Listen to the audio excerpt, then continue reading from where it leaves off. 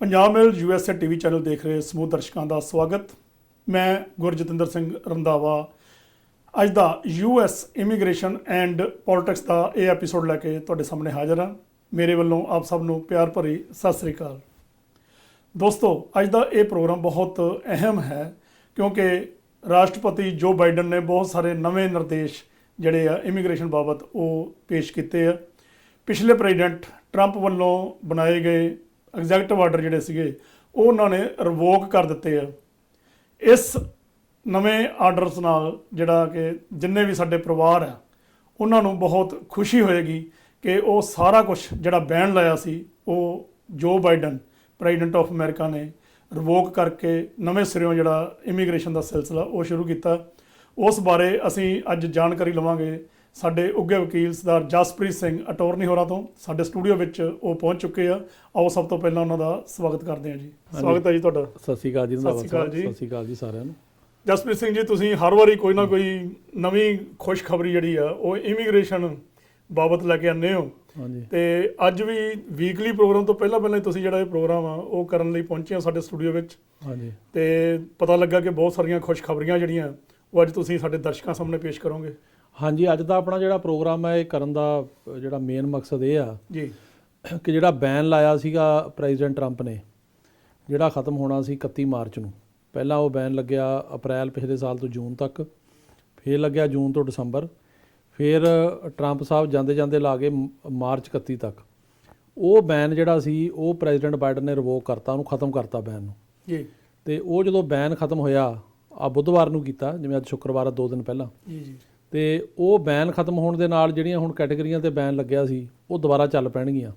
ਤੇ ਉਹਨਾਂ ਨੇ ਡਾਇਰੈਕਸ਼ਨ ਦਿੱਤੀ ਆ ਸਟੇਟ ਡਿਪਾਰਟਮੈਂਟ ਨੂੰ ਤੇ ਲੇਬਰ ਡਿਪਾਰਟਮੈਂਟ ਨੂੰ ਤੇ ਹੋਮਲੈਂਡ ਸਿਕਿਉਰਿਟੀ ਡਿਪਾਰਟਮੈਂਟ ਨੂੰ ਕਿ ਜੋ ਵੀ ਇਹਦੇ ਵਿੱਚ ਹੁਣ ਜਿਹੜੀਆਂ ਅੜਚਨਾਂ ਆਈਆਂ ਨੇ ਜਾਂ ਰੁਕਾਵਟਾਂ ਆਉਣਗੀਆਂ ਉਹ ਦੂਰ ਕੀਤੀਆਂ ਜਾਣ। ਸੋ ਇਹ ਬਹੁਤ ਹੀ ਅਹਿਮ ਗੱਲ ਆ ਕਿਉਂਕਿ ਸਾਨੂੰ ਲੱਗ ਰਿਹਾ ਸੀ ਵੀ ਸ਼ਾਇਦ ਇਹ ਬੈਨ ਜਿਹੜਾ ਉਹ ਕੰਟੀਨਿਊ ਰਵੇ 31 ਮਾਰਚ ਤੱਕ, ਵੀ ਟਾਈਮ ਘੱਟ ਆ, ਜੇ ਮਹੀਨਾ ਕੀ ਪਿਆ, ਆਲਮੋਸਟ ਮਾਰਚ ਆ ਜਾਣਾ ਸੋਮਵਾਰ ਤੋਂ। ਤੇ ਪਰ ਉਹਨਾਂ ਨੇ ਮਤਲਬ ਜਿਹੜੇ ਇਮੀਗ੍ਰੈਂਟਸ ਦੇ ਸੈਂਟੀਮੈਂਟ ਦੇਖਦੇ ਹੋਏ ਉਹ ਰਿਵੋਕ ਕਰਤਾ। ਤੇ ਜਿਹੜੀ ਉਹਨਾਂ ਦੀ ਰੈਵੋਕੇਸ਼ਨ ਦੀ ਪ੍ਰੋਕਲੇਮੇਸ਼ਨ ਆ ਉਹ ਹੈਗੀ ਆ ਪ੍ਰੋਕਲੇਮੇਸ਼ਨ ਜਿਹੜੀ ਟਰੰਪ ਨੇ ਕੀਤੀ ਸੀ ਉਹ ਸੀਗੀ 10014। ਜੀ। ਤੇ ਇਹਨਾਂ ਨੇ 24 ਫਰਵਰੀ ਨੂੰ ਰਿਵੋਕ ਕਰਤੀ ਆ। ਤੇ ਇਹਨਾਂ ਨੇ ਜਿਹੜਾ ਇਹਦੇ 'ਚ ਲਿਖਿਆ ਜਿਹੜੀ ਵਰਡਿੰਗ ਆ ਉਹ ਬਹੁਤ ਜਿਹੜੀ ਹੈਗੀ ਆ ਵਧੀਆ ਤੇ ਬੜੀ ਇੰਪੋਰਟੈਂਟ ਆ। ਉਹਨਾਂ ਨੇ ਲਿਖਿਆ ਕਿ ਜਿਹੜਾ ਇਹ ਮੈਂ ਇਸ ਕਰਕੇ ਇਹਨੂੰ ਰਿਵੋਕ ਕਰ ਰਿਹਾ ਕਿਉਂਕਿ ਇਹ ਜਿਹੜਾ ਬੈਨ ਲੱਗਿਆ ਸੀਗਾ ਇਹ ਅਮਰੀਕਾ ਦੇ ਜਿਹੜੇ ਇੰਟਰਸਟ ਨੂੰ ਐਡਵਾਂਸ ਨਹੀਂ ਕਰਦਾ। It does not advance the interest of United States, to the contrary it harms the United States including by preventing certain family members of United States citizens and lawful permanent residents from joining their families here. It also harms industries in the United States that utilize talent from around the world. ਉਹਨਾਂ ਨੇ ਇਹ ਕਿਹਾ ਵੀ ਇਹ ਜਿਹੜਾ ban ਲਾਇਆ ਸੀਗਾ Trump ਨੇ ਜੀ, ਇਹ ਬੈਨ ਨੇ ਕੋਈ ਅਮਰੀਕਾ ਦਾ ਫਾਇਦਾ ਨਹੀਂ ਕੀਤਾ ਬਲਕਿ ਨੁਕਸਾਨ ਕੀਤਾ। ਤੇ ਪ੍ਰੈਜ਼ੀਡੈਂਟ ਬਾਈਡਨ ਨੇ ਕਿਹਾ ਕਿ ਇਹਨੇ ਨੁਕਸਾਨ ਇਸ ਤਰ੍ਹਾਂ ਕੀਤਾ ਵੀ ਜਿਹੜੇ ਸਰਟਨ ਫੈਮਿਲੀ ਮੈਂਬਰ ਸੀ ਸਿਟੀਜ਼ਨ ਦੇ, ਜਿਵੇਂ F4 ਕੈਟੇਗਰੀ ਹੋ ਗਈ, ਜਾਂ ਸਿਟੀਜ਼ਨ ਦੇ ਜਿਹੜੇ ਹੈਗੇ ਆ ਮੈਰਿਡ ਬੱਚੇ ਹੋ ਗਏ, ਜਾਂ ਸਿਟੀਜ਼ਨ ਦੇ ਮਾਂ-ਬਾਪ ਹੋ ਗਏ, ਉਹਨਾਂ ਨੂੰ ਆਉਣ ਤੋਂ ਰੋਕਿਆ। ਜਿਹਦੇ ਕਰਕੇ ਕਿ ਅਮਰੀਕਾ ਨੂੰ ਇਸ ਚੀਜ਼ ਦਾ ਜਿਹੜਾ ਹੈਗਾ ਨੁਕਸਾਨ ਹੋਇਆ, ਅਮਰੀਕਨ ਸਿਟੀਜ਼ਨ ਨੂੰ ਨੁਕਸਾਨ ਹੋਇਆ। ਫਿਰ ਜਿਹੜੇ ਗ੍ਰੀਨ ਕਾਰਡ ਹੋਲਡਰ ਨੇ ਉਹਨਾਂ ਦੇ ਜਿਹੜੇ ਬੱਚੇ ਤੇ 21 ਸਾਲ ਤੋਂ ਘੱਟ ਜਿਹੜੇ ਬੱਚੇ ਦੇ ਹਸਬੈਂਡ ਜਾਂ ਵਾਈਫ ਸਪਾਊਸਿਸ, ਉਹਨਾਂ ਨੂੰ ਵੀ ਰੋਕਿਆ। 21 ਸਾਲ ਤੋਂ ਉੱਪਰ ਅਨਮੈਰਿਡ ਬੱਚਿਆਂ ਨੂੰ ਰੋਕਿਆ। ਉਹਦੇ ਨਾਲ ਵੀ ਅਮਰੀਕਾ ਦੇ ਇੰਟਰਸਟ ਨੂੰ ਹਾਰਮ ਹੋਇਆ, ਕੋਈ ਫਾਇਦਾ ਨਹੀਂ ਹੋਇਆ। ਤੇ ਇੱਕ ਇਹ ਵੀ ਉਹਨਾਂ ਨੇ ਕਿਹਾ ਵੀ ਜਿਹੜੀ ਇੰਡਸਟਰੀ ਆ ਉਹਨੂੰ ਵੀ ਨੁਕਸਾਨ ਹੋਇਆ ਇਹਦਾ, ਕਿ ਇੰਡਸਟਰੀ ਨੂੰ ਵੀ ਨੁਕਸਾਨ ਹੋਇਆ, ਇਸ ਕਰਕੇ ਮੈਂ ਇਹ ਰਿਵੋਕ ਕਰ ਰਿਹਾ। ਤੇ ਪਲੱਸ ਉਹਨਾਂ ਨੇ ਅਚੇਚਾ ਜ਼ਿਕਰ ਕੀਤਾ ਵੀ ਜਿਹੜੀ ਡਾਇਵਰਸਿਟੀ ਵੀਜ਼ਾ ਲੋਟਰੀ ਆ ਉਹਨੂੰ ਵੀ ਰੋਕਿਆ ਸੀ, ਉਹਦੇ ਨਾਲ ਵੀ ਨੁਕਸਾਨ ਹੋਇਆ। ਤੇ ਉਹਨਾਂ ਨੇ ਕਿਹਾ ਵੀ ਇਸ ਕਰਕੇ ਇਹ ਜਿਹੜੀ ਰੈਵੋਕੇਸ਼ਨ ਹੈਗੀ ਆ ਇਹਨੂੰ ਮੈਂ ਰਿਵੋਕ ਕਰਦਾ। ਉਹਨੇ ਰਿਵੋਕ ਕੀਤੀ ਹੈਗੀ proclamation 10014 section 1 of proclamation 10052 and section 1 of proclamation 10131। ਇਹ ਉਹਨਾਂ ਨੇ ਰਿਵੋਕ ਕਰ ਦਿੱਤੀਆਂ ਨੇ ਜੀ। ਤੇ ਇਹਦੇ ਨਾਲ ਦਾ ਇਹਦਾ ਮਤਲਬ ਇਹ ਆ ਕਿ ਜਿਹੜੀਆਂ ਮਤਲਬ ਕੈਟੇਗਰੀਆਂ ਤੇ ਬੈਨ ਲੱਗਿਆ ਸੀ, ਜਿਨ੍ਹਾਂ ਵਿੱਚ ਕਿ ਖਾਸ ਕਰਕੇ F4 ਕੈਟੇਗਰੀ ਆ, ਜਿਹਦੇ ਵਿੱਚ ਕਿ ਸਾਡੇ ਜਿਹੜੇ ਸਿਟੀਜ਼ਨ ਨੇ ਉਹਨਾਂ ਦੇ ਭੈਣ ਭਰਾ ਤੇ ਉਹਨਾਂ ਦੇ ਜਿਹੜੇ ਬੱਚੇ 21 ਸਾਲ ਤੋਂ ਘੱਟ, ਫਿਰ ਜਿਹੜੇ ਸਿਟੀਜ਼ਨ ਦੇ ਜਿਹੜੇ ਮੈਰਿਡ ਬੱਚੇ ਨੇ ਓਵਰ 21 ਜਾਂ ਅਨਮੈਰਿਡ ਓਵਰ 21 ਉਹ ਕੈਟੇਗਰੀਆਂ ਹੋ ਗਈਆਂ ਜੀ। ਸਿਟੀਜ਼ਨ ਦੇ ਮਾਂ-ਬਾਪ ਦੀ ਕੈਟੇਗਰੀ ਭਾਵੇਂ ਕਰੰਟ ਆ ਉਹ 'ਚ ਕੋਈ ਵੀਜ਼ਾ ਨੰਬਰ ਨਹੀਂ ਹੁੰਦਾ ਪਰ ਉਹ 'ਤੇ ਵੀ ਬੈਨ ਸੀ। ਗ੍ਰੀਨ ਕਾਰਡ ਹੋਲਡਰ ਦੇ ਹਸਬੈਂਡ ਵਾਈਫ ਸਪਾਊਸਿਸ ਤੇ ਉਹਨਾਂ ਦੇ ਜਿਹੜੇ ਬੱਚੇ ਹੈਗੇ ਓਵਰ 21 ਉਹ 'ਤੇ ਵੀ ਬੈਨ ਸੀ, ਅੰਡਰ 21 'ਤੇ ਵੀ ਬੈਨ ਸੀ ਤੇ ਜਿਹੜਾ ਲੋਟਰੀ ਹੈਗਾ ਵੀਜ਼ਾ ਉਹ 'ਤੇ ਵੀ ਸੀਗਾ। ਸੋ ਇਹ ਸਾਰੀਆਂ ਕੈਟੇਗਰੀਆਂ ਖੁੱਲ੍ਹਣ ਦੇ ਨਾਲ ਜੀ ਹੁਣ ਜਿਹੜੀਆਂ ਫੈਮਿਲੀ ਇਮੀਗ੍ਰੇਸ਼ਨ ਦੀਆਂ ਕੈਟੇਗਰੀਆਂ ਨੇ ਉਹ ਤੇਜ਼ ਹੋ ਜਾਣੀਆਂ। ਉਹ ਤੇਜ਼ ਹੋਣ ਨਾਲ ਰੰਧਾਵਾ ਸਾਹਿਬ ਹੁਣ ਜਿਹੜਾ ਮਤਲਬ ਉਹਨਾਂ ਦੀ ਪ੍ਰੋਸੈਸਿੰਗ ਆ ਉਹ ਸ਼ੁਰੂ ਹੋ ਜਾਊਗੀ, ਐਮਬੈਸੀ ਸ਼ੁਰੂ ਕਰ ਦੂਗੀ। ਪਰ ਇੱਥੇ ਮੈਂ ਇੱਕ ਗੱਲ ਦੱਸਦਾ ਵੀ ਉਹ ਜਿਹੜੀ ਕਾਰਵਾਈ ਓਵਰਨਾਈਟ ਨਹੀਂ ਹੋਣੀ। ਮਤਲਬ ਇਹ ਨਹੀਂ ਹੋਣਾ ਵੀ ਅੱਜ ਹੁਣ ਉਹਨਾਂ ਨੇ ਜਿਵੇਂ 24 ਤਰੀਕ ਨੂੰ ਆਰਡਰ ਕੀਤਾ ਜੀ ਰਿਵੋਕ ਕਰਨ ਦਾ ਤੇ ਉਸ ਤੋਂ ਬਾਅਦ ਮੁੜ ਕੇ ਹੁਣ 1 ਤਰੀਕ ਤੋਂ ਸ਼ੁਰੂ ਹੋ ਜਾਊਗਾ, ਉਹਨੂੰ ਥੋੜਾ ਟਾਈਮ ਲੱਗੂਗਾ ਓਕੇ ਇੰਪਲੀਮੈਂਟ ਕਰਨ ਨੂੰ। ਓਕੇ ਤੇ ਇਹਨਾਂ ਨੇ ਜਿਹੜੇ ਹੈਗੇ ਨਿਰਦੇਸ਼ ਜਾਰੀ ਕੀਤੇ ਮਤਲਬ ਇਹ ਜਿਹੜੀ ਜੋ ਇਹਨਾਂ ਨੇ ਆਰਡਰ ਕੀਤੇ ਆ ਇਹ ਕੋਈ ਬਿੱਲ ਨਹੀਂ ਇਹਦੇ ਬਣਨੇ, ਸਿਰਫ ਰਿਵੋਕ ਹੀ ਕੀਤਾ ਜਿਹੜੇ ਪਹਿਲਾਂ ਉਹਨਾਂ ਨੇ ਆਰਡਰ ਕੀਤੇ ਸੀਗੇ। ਨਹੀਂ ਬਿੱਲ ਤਾਂ ਸਾਹਿਬ ਨੇ ਵੀ ਨਹੀਂ ਸੀ ਕੋਈ ਬਣਾਇਆ ਇਹਦੇ ਚ, ਜਸਟ ਆਰਡਰ ਸੀਗੇ, ਉਹਨਾਂ ਦਾ ਐਗਜ਼ੈਕਟਿਵ ਆਰਡਰ ਸੀ ਆਪਣਾ ਤੇ ਜਿਹੋ ਜਿਹਾ ਉਹਨਾਂ ਨੇ ਐਗਜ਼ੈਕਟਿਵ ਆਰਡਰ ਲਾਇਆ ਸੀ ਜੀ ਉਦਾਂ ਦਾ ਹੀ ਇਹਨਾਂ ਨੇ ਕੈਂਸਲ ਕਰਤਾ ਜੀ। ਸੋ ਇਹਦਾ ਮਤਲਬ ਹੈ ਵੀ ਇਹ ਕੈਂਸਲ ਹੋਣ ਦਾ ਮਤਲਬ ਹੈ ਵੀ ਜਿਹੜੀ ਸਹੂਲਤ ਇਹਦੇ ਚ ਡੇਟ ਕੋਈ ਦੱਸੀ ਹੈ ਵੀ ਕਿੱਦਣ ਤੋਂ ਇਹਨਾਂ ਨੇ ਜਿਹੜੇ ਦੁਬਾਰਾ 24 ਤਰੀਕ ਤੋਂ ਕਰਤਾ ਕੈਂਸਲ, ਉਦੋਂ ਤੋਂ ਹੀ ਹੋ ਗਿਆ, ਉਦੋਂ ਤੋਂ ਹੋ ਗਿਆ ਪਰ ਇੰਪਲੀਮੈਂਟ ਨਹੀਂ ਇਮੀਡੀਏਟਲੀ। ਤੇ ਨਹੀਂ ਇੰਪਲੀਮੈਂਟ ਵੀ ਹੋਇਆ ਪਰ ਇਹ ਆ ਵੀ ਇਹ ਜਿਹੜਾ ਮਤਲਬ ਹੁਣ ਸਿਚੁਏਸ਼ਨ ਇਹ ਹੋਊਗੀ ਜਿਹੜੀ ਬੈਨ ਲੱਗਣ ਤੋਂ ਪਹਿਲਾਂ ਸੀ। ਓਕੇ ਮਤਲਬ ਅਪ੍ਰੈਲ 'ਚ ਬੈਨ ਲਾਇਆ ਪਿਛਲੇ ਸਾਲ ਮਤਲਬ ਟਰੰਪ ਨੇ ਜੀ ਜੀ, ਅਪ੍ਰੈਲ ਤੋਂ ਲੈ ਕੇ ਪਹਿਲਾਂ ਜੂਨ ਤੱਕ ਲਾਇਆ, ਫਿਰ ਜੂਨ ਤੋਂ ਦਸੰਬਰ ਤੱਕ ਲਾਇਆ ਜੀ।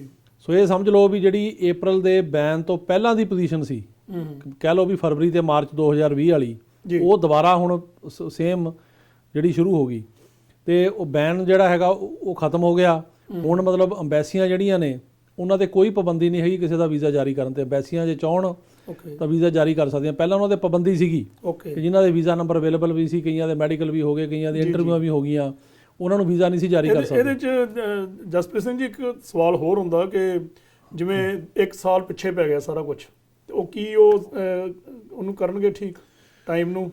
ਉਹ ਇਹ ਕਰਨ ਦੀ ਕੋਸ਼ਿਸ਼ ਕਰਨਗੇ। ਹਾਂਜੀ, ਇਹਨਾਂ ਨੇ ਇਸੇ ਕਰਕੇ ਹੀ ਡਾਇਰੈਕਸ਼ਨ ਜਾਰੀ ਕੀਤੀ ਹੈ ਸਟੇਟ ਡਿਪਾਰਟਮੈਂਟ ਨੂੰ ਜਿਹਦੇ ਅੰਡਰ ਸਾਰੀਆਂ ਅੰਬੈਸੀਆਂ ਉਹਦੇ, ਜਿਹੜਾ ਫੋਰਨ ਡਿਪਾਰਟਮੈਂਟ ਅਮਰੀਕਾ ਦਾ ਜੀ, ਤੇ ਪਲੱਸ ਨਾਲ ਜਿਹੜਾ ਹੋਮਲੈਂਡ ਸਿਕਿਉਰਿਟੀ ਜਿਹਦੇ ਅੰਡਰ ਇਮੀਗ੍ਰੇਸ਼ਨ ਆਉਂਦੀ ਆ, ਤੇ ਲੇਬਰ ਡਿਪਾਰਟਮੈਂਟ ਨੂੰ। ਇਹਨਾਂ ਤਿੰਨਾਂ ਨੂੰ ਡਾਇਰੈਕਸ਼ਨਾਂ ਜਾਰੀ ਕੀਤੀਆਂ ਕਿ ਤੁਸੀਂ ਇਹਦੇ 'ਚ ਇਹ ਦੇਖੋ ਵੀ ਜਿਹੜਾ ਰਿਵੋਕ ਕੀਤਾ ਆ ਤੇ ਹੁਣ ਵੀਜ਼ੇ ਮਿਲਣੇ ਸ਼ੁਰੂ ਹੋਣੇ ਆ, ਉਹ ਕਿੱਦਾਂ ਹੁਣ ਤੋਂ ਬੈਟਰ ਤਰੀਕੇ ਨਾਲ ਇਸ਼ੂ ਕੀਤੇ ਜਾ ਸਕਦੇ ਆ। ਸੋ ਉਹਦੇ ਵਿੱਚ ਜੇ ਕੋਈ ਪਹਿਲਾਂ ਰੁਕਾਵਟਾਂ ਸੀਗੀਆਂ ਉਹ ਪੁਰਾਣੀ ਐਡਮਿਨਿਸਟ੍ਰੇਸ਼ਨ ਦੁਆਰਾ ਜਾਂ ਮਤਲਬ ਇਹਦੇ ਕਰਕੇ ਵੀ ਆਈਆਂ, ਕਰੋਨਾ ਵਾਇਰਸ ਕਰਕੇ ਵੀ, ਉਹ ਸਾਰੀਆਂ ਦੂਰ ਕਰਨਗੇ।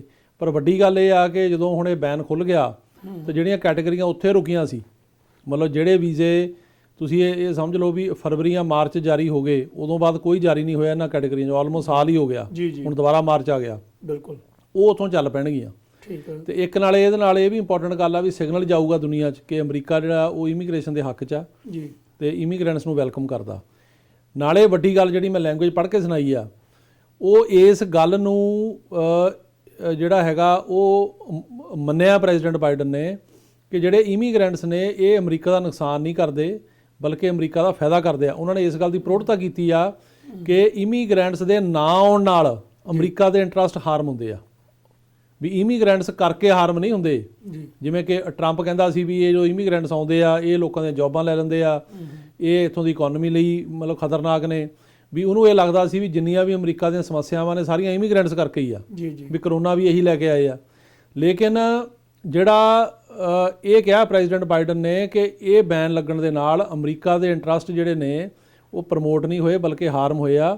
ਅਮਰੀਕਾ ਦਾ ਇੰਟਰਸਟ ਇਹਦੇ 'ਚ ਆ ਕਿ ਜਿਹੜੇ US ਸਿਟੀਜ਼ਨ ਦੇ ਰਿਲੇਟਿਵ ਆਉਣ, ਜਿਨ੍ਹਾਂ ਨੇ ਪਟੀਸ਼ਨਾਂ ਕੀਤੀਆਂ ਨੇ, ਜਿਹੜੇ ਐਲੀਜੀਬਲ ਨੇ ਉਹਨੂੰ ਵੀਜ਼ੇ ਮਿਲਣ, ਤੇ ਇੱਥੇ ਜਦੋਂ ਬੰਦੇ ਆਉਂਦੇ ਨੇ ਤੇ ਇੱਥੋਂ ਦੀ ਇੰਡਸਟਰੀ ਨੂੰ ਫਾਇਦਾ ਹੁੰਦਾ, ਇੱਥੋਂ ਦੀ ਜਿਹੜੀ ਹੈਗੀ ਆ ਉਹ ਜਿਹੜੀ ਵਰਕ ਫੋਰਸ ਆ ਉਹਨੂੰ ਫਾਇਦਾ ਹੁੰਦਾ ਤੇ ਇੱਥੋਂ ਦੀ ਇਕਨੋਮੀ ਨੂੰ ਫਾਇਦਾ ਹੁੰਦਾ। ਤੁਹਾਨੂੰ ਯਾਦ ਹੋਊਗਾ ਆਪਾਂ ਇੱਕ ਪ੍ਰੋਗਰਾਮ ਕੀਤਾ ਸੀ 6 ਮਹੀਨੇ ਪਹਿਲਾਂ, ਮੇਰਾ ਖਿਆਲ ਆ ਜੁਲਾਈ ਜਾਂ ਅਗਸਤ ਦੇ ਵਿੱਚ ਹੋਣਾ ਪ੍ਰੋਗਰਾਮ, ਜਦੋਂ ਇਹਨਾਂ ਨੇ ਬੈਨ ਐਕਸਟੈਂਡ ਕੀਤਾ। ਜਦੋਂ ਇਹਨੇ ਲਾਇਆ ਸੀ ਪਹਿਲਾਂ ਮਤਲਬ ਅਪ੍ਰੈਲ ਤੋਂ ਲੈ ਕੇ ਜੂਨ ਤੱਕ, ਜੂਨ ਤੋਂ ਬਾਅਦ ਲੱਗਦਾ ਦਸੰਬਰ ਤੱਕ, ਜਿਹੜਾ ਉਹ ਐਕਸਟੈਂਡ ਕੀਤਾ, ਉਹਦੇ ਸਿਲਸਿਲੇ ਦੇ ਵਿੱਚ ਆਪਾਂ ਇੱਕ ਪ੍ਰੋਗਰਾਮ ਦੇ ਵਿੱਚ ਇਹੀ ਟੌਪਿਕ ਰੇਜ਼ ਕੀਤਾ ਸੀ।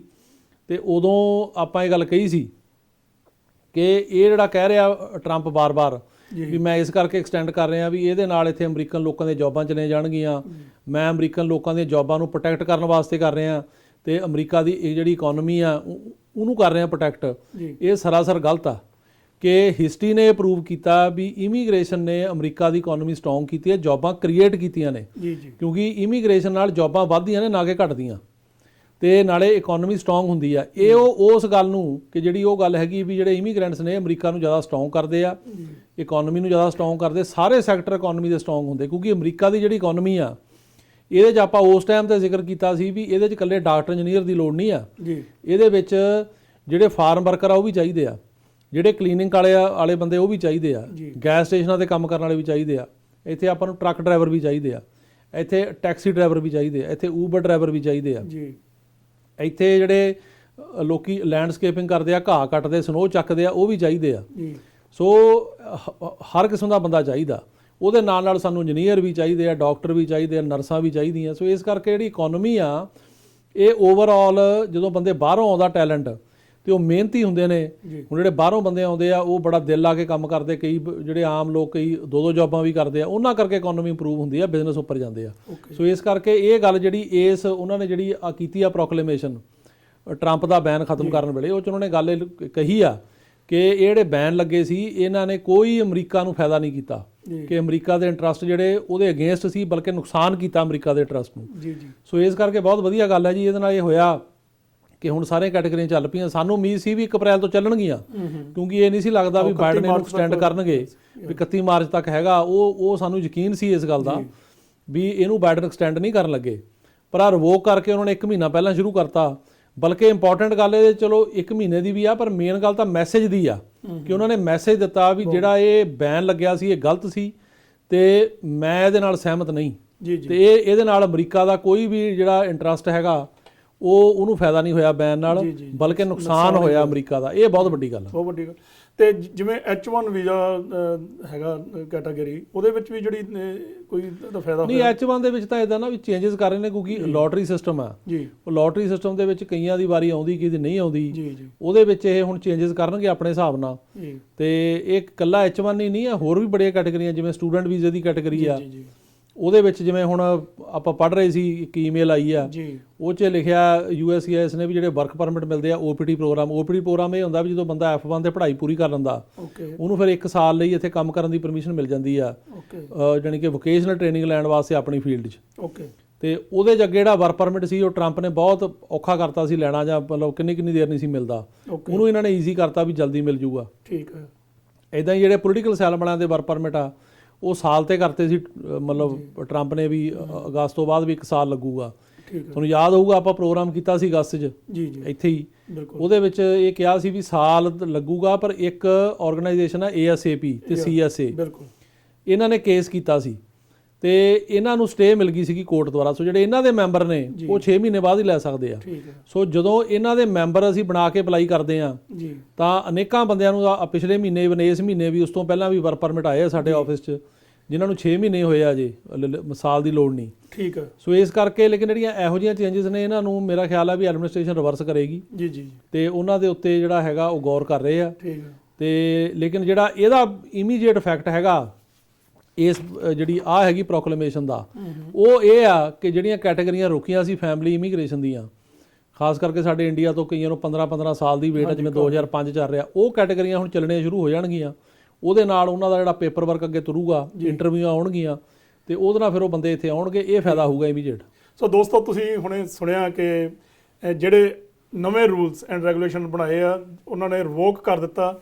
ਪਿਛਲੇ ਜਿਹੜੇ ਪ੍ਰੈਜ਼ੀਡੈਂਟ ਨੇ ਜਿਹੜੇ ਰੂਲਸ ਕੀਤੇ ਸੀ, ਐਗਜ਼ੈਕਟਿਵ ਆਰਡਰ ਕੀਤੇ ਸੀਗੇ, ਉਹ ਮੌਜੂਦਾ ਜਿਹੜੇ ਸਾਡੇ ਪ੍ਰੈਜ਼ੀਡੈਂਟ ਜੋ ਬਾਈਡਨ, ਉਹਨਾਂ ਨੇ ਪਿਛਲੇ ਜਿੰਨੇ ਵੀ ਆਰਡਰ ਸੀਗੇ ਐਗਜ਼ੈਕਟਿਵ ਆਰਡਰ, ਉਹ ਸਾਰੇ ਰਿਵੋਕ ਕਰਕੇ ਲੋਕਾਂ ਨੂੰ ਇੱਕ ਨਵੀਂ ਜ਼ਿੰਦਗੀ ਜਿਹੜੀ ਆ ਉਹ ਜੀਣ ਦਾ ਉਹਨਾਂ ਨੇ ਮੌਕਾ ਦਿੱਤਾ। ਸਾਡੇ ਬਹੁਤ ਸਾਰੇ ਪਰਿਵਾਰ ਜਿਹੜੇ ਸੀਗੇ ਉਹ ਵਿਛੜੇ ਹੋਏ ਸੀ, ਭੈਣ ਭਰਾ ਜਿਨ੍ਹਾਂ ਨੇ ਅਪਲਾਈ ਕੀਤਾ ਸੀ, ਚਾਹੇ ਮਾਂ ਪਿਓ ਅਪਲਾਈ ਕੀਤਾ ਸੀ, ਜਾਂ ਜਿਨ੍ਹਾਂ ਨੇ ਹੋਰ ਕੈਟਾਗਰੀਜ਼ 'ਚ ਆਪਣੇ ਇੰਡੀਆ ਤੋਂ ਜਾਂ ਹੋਰ ਕੰਟਰੀਜ਼ 'ਚੋਂ ਅਪਲਾਈ ਕੀਤੇ ਹੋਏ ਸੀ, ਉਹਨਾਂ ਨੂੰ ਹੁਣ ਬਹੁਤ ਛੇਤੀ ਜਿਹੜਾ ਉਹ ਅਮਰੀਕਾ 'ਚ ਆਉਣ ਦਾ ਮੌਕਾ ਮਿਲ ਜਾਏਗਾ। ਤੇ ਇਸ ਦੇ ਨਾਲ ਨਾਲ ਹੋਰ ਵੀ ਜਿਹੜੀਆਂ ਸਹੂਲਤਾਂ ਜਿਹੜੀਆਂ ਉਹ ਸਾਡੇ ਮੌਜੂਦਾ ਪ੍ਰੈਜ਼ੀਡੈਂਟ ਜੋ ਬਾਈਡਨ ਨੇ ਦਿੱਤੀਆਂ। ਜਸਪ੍ਰੀਤ ਸਿੰਘ ਜੀ, ਤੁਸੀਂ ਬਹੁਤ ਵਧੀਆ ਜਾਣਕਾਰੀ ਜਿਹੜੀ ਅੱਜ ਲੈ ਕੇ ਆਏ ਹੋ, ਤੇ ਮੇਰਾ ਖਿਆਲ ਹੈ ਵੀ ਸਾਡੇ ਜਿਹੜੇ ਦਰਸ਼ਕ ਆ ਜਿਹੜਾ ਅੱਜ ਦਾ ਜਿਹੜਾ ਐਪੀਸੋਡ ਇਹ ਦੇਖ ਕੇ ਬਹੁਤ ਜ਼ਿਆਦਾ ਖੁਸ਼ ਹੋਣਗੇ, ਤੇ ਤੁਹਾਡਾ ਬਹੁਤ ਬਹੁਤ ਧੰਨਵਾਦ ਆ। ਤੇ ਦੂਜਾ ਐਪੀਸੋਡ ਆਪਾਂ ਸ਼ੁਰੂ ਕਰੀਏ ਜੀ। ਇਹ ਸਵਾਲ ਤੇ ਕਾਫੀ ਫੇਰ ਆ ਗਏ ਆ, ਹਾਲਾਂਕਿ ਆਪਾਂ ਅੱਗੇ ਵੀਕਲੀ ਪ੍ਰੋਗਰਾਮ ਕਰਦੇ ਹੁੰਦੇ ਸੀ, ਪਰ ਆਪਾਂ 3 ਦਿਨਾਂ ਬਾਅਦ ਹੀ ਪ੍ਰੋਗਰਾਮ ਕਰਨ ਲੱਗੇ ਹਾਂ ਤੇ ਕਾਫੀ ਸੈਂਕੜੇ ਦੇ ਹਿਸਾਬ ਨਾਲ ਸਵਾਲ ਆਏ ਆ ਸਾਡੇ ਦਰਸ਼ਕਾਂ ਦੇ, ਤੇ ਉਹਨਾਂ ਚੋਂ ਕੁਝ ਸਿਲੈਕਟਡ ਜਿਹੜੇ ਸਵਾਲ ਆ ਉਹ ਆਪਾਂ ਅੱਜ ਪੁੱਛਣ ਜਾ ਰਹੇ ਹਾਂ। ਪਹਿਲਾ ਸਵਾਲ ਹੈਗਾ ਜੀ, ਸਾਡੇ ਦਰਸ਼ਕ ਲਿਖਦੇ ਆ, ਜਿਹੜੇ ਲੋਕ 1 ਤੋਂ 1.5 ਸਾਲ ਕੈਂਪ 'ਚ ਲਗਾ ਕੇ ਵਾਪਸ ਚਲੇ ਗਏ ਆ, ਉਹਨਾਂ ਨੂੰ ਬਾਅਦ ਵਿੱਚ ਡਿਪੋਰਟ ਕਰ ਦਿੱਤਾ ਗਿਆ ਸੀ, ਕੀ ਉਹਨਾਂ ਦਾ ਕੁਝ ਬਣੇਗਾ? ਕਿਉਂਕਿ ਇਹ ਸਵਾਲ ਜਿਹੜਾ ਹੈਗਾ ਡੈਪੂਟੇਸ਼ਨ ਨਾਲ ਸੰਬੰਧਿਤ ਆ, ਇੱਥੇ ਮੈਂ ਇੱਕ ਹੋਰ ਜਾਣਕਾਰੀ ਤੁਹਾਨੂੰ ਦੇ ਦਾਂ ਇਸ ਵੀਕ ਦੀ ਜੀ ਬੜੀ ਇੰਪੋਰਟੈਂਟ। ਉਹ ਇਹ ਹੈਗੀ ਆ ਕਿ ਜਦੋਂ ਜੋ ਬਾਈਡਨ ਨੇ ਸਹੁੰ ਚੱਕੀ ਸੀ ਪ੍ਰੈਜ਼ੀਡੈਂਟ ਦੀ, ਉਦੋਂ ਇਹਨਾਂ ਨੇ ਜਿਹੜੀਆਂ ਡੈਪੂਟੇਸ਼ਨਾਂ ਉਹ 100 ਦਿਨ ਲਈ ਰੋਕਤੀਆਂ ਸੀਗੀਆਂ। ਉਹਦੇ ਵਿਰੁੱਧ ਜਿਹੜੀ ਟੈਕਸਸ ਸਟੇਟ ਆ ਉਹਨੇ ਉੱਥੇ ਕੋਰਟ 'ਚ ਕੇਸ ਕੀਤਾ ਉਹਦੇ ਅਟਰਨੀ ਜਨਰਲ ਨੇ, ਤੇ ਡਿਸਟ੍ਰਿਕਟ ਜੱਜ ਜਿਹੜਾ ਹੈਗਾ ਟੈਕਸਸ ਦਾ ਇੱਕ, ਉਹਨਾਂ ਨੇ ਉਹ ਜਿਹੜਾ ਇਹਨਾਂ ਦਾ ਆਰਡਰ ਸੀਗਾ ਉਹਨੂੰ ਸਟੇ ਕਰਤਾ ਸੀ ਜੀ। ਉਹਨੇ ਕਿਹਾ ਸੀ ਵੀ ਇਹ ਆਰਡਰ ਸਟੇਡ ਆ ਤੇ ਇਹਦੇ 'ਚ ਜਿਹੜਾ ਹੈਗਾ ਉਹ ਅਸੀਂ ਇਹਨੂੰ ਨਹੀਂ ਮਤਲਬ ਤੁਸੀਂ ਇਹ ਨਹੀਂ ਕਹਿ ਸਕਦੇ ਵੀ ਕਿਸੇ ਨੂੰ ਵੀ ਡਿਪੋਰਟ ਨਹੀਂ ਕਰਨਾ, ਕਿਉਂਕਿ ਜਿਹੜਾ ਡੈਪੂਟੇਸ਼ਨ ਲਾਉਣੀ ਆ ਉਹਦਾ ਜੱਜਾਂ ਨੇ ਲਾਈ ਆ ਇਮੀਗ੍ਰੇਸ਼ਨ ਦੇ ਨੇ। ਓਕੇ। ਤਾਂ ਜੱਜ ਟਿਪਟਨ ਸੀਗੇ ਟੈਕਸਸ ਦੇ, ਉਹਨਾਂ ਨੇ ਕਿਹਾ ਵੀ ਜਿਹੜੀ ਡੈਪੂਟੇਸ਼ਨ ਆ ਉਹ ਹਮੇਸ਼ਾ ਵਾਸਤੇ ਜਿਹੜੀ ਆ ਉਹ ਸਟੇ ਨਹੀਂ ਹੋ ਸਕਦੀ, ਤੇ ਇਸ ਕਰਕੇ ਉਹਨਾਂ ਨੇ ਉਹਨੂੰ ਬਾਹਰ ਲਾਤੀ ਸੀਗੀ ਵੀ ਉਹਦੀ ਪੱਕੀ ਸਟੇ ਤੇ। ਹੁਣ ਉਹਨਾਂ ਨੇ ਉਹ ਜਿਹੜੀ ਹੈਗੀ ਆ ਉਹਨੂੰ ਪੱਕਾ ਐਕਸਟੈਂਡ ਕਰਤਾ ਵੀ ਡਿਪੋਰਟ ਕਰੋ ਬੰਦਿਆਂ ਨੂੰ। ਉਹਨਾਂ ਨੇ ਕਿਹਾ ਵੀ ਜਿਹੜੀ ਸਰਕਾਰ ਹੈ ਇਹਦੇ ਕੋਲ ਕੋਈ ਪਾਵਰ ਨਹੀਂ ਹੈਗੀ ਕਿ ਉਹ ਡੈਪੂਟੇਸ਼ਨ ਨੂੰ ਇਨਡੈਫੀਨਿਟਲੀ ਸਟੇ ਕਰ ਦੇਵੇ ਜੀ। ਲੇਕਿਨ ਜਿਹੜੀ ਐਡਮਿਨਿਸਟ੍ਰੇਸ਼ਨ ਆ ਇਹਨੇ, ਜਿਵੇਂ ਆਪਾਂ ਲਾਸਟ ਟਾਈਮ ਡਿਸਕਸ ਕੀਤੇ ਪ੍ਰੋਗਰਾਮ 'ਚ, ਰੂਲ ਕੱਢੇ ਆ ਵੀ ਕਿਹੜੇ ਬੰਦੇ ਡਿਪੋਰਟ ਕਰਨੇ ਕਿਹੜੇ ਨਹੀਂ ਕਰਨੇ ਜੀ।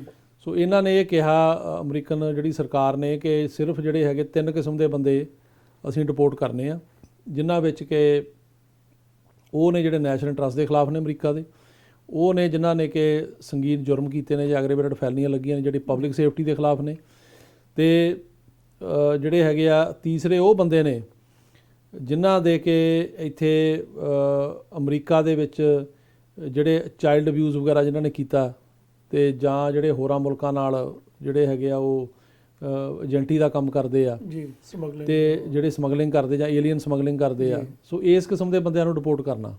ਪਰ ਜਿਹੜੇ ਬੰਦੇ ਇੱਥੇ ਇਕੱਲੀ ਡੈਪੂਟੇਸ਼ਨ ਹੀ ਲੱਗੀ ਆ, ਉਹ ਆਰਾਮ ਨਾਲ ਮਤਲਬ ਰਹਿ ਰਹੇ ਆ, ਉਹਨਾਂ ਦੇ ਖਿਲਾਫ ਕੋਈ ਹੋਰ ਕ੍ਰਿਮੀਨਲ ਚਾਰਜਸ ਨਹੀਂ ਹੈਗੇ ਆ, ਉਹ ਡਿਪੋਰਟ ਨਹੀਂ ਕਰਨੇ।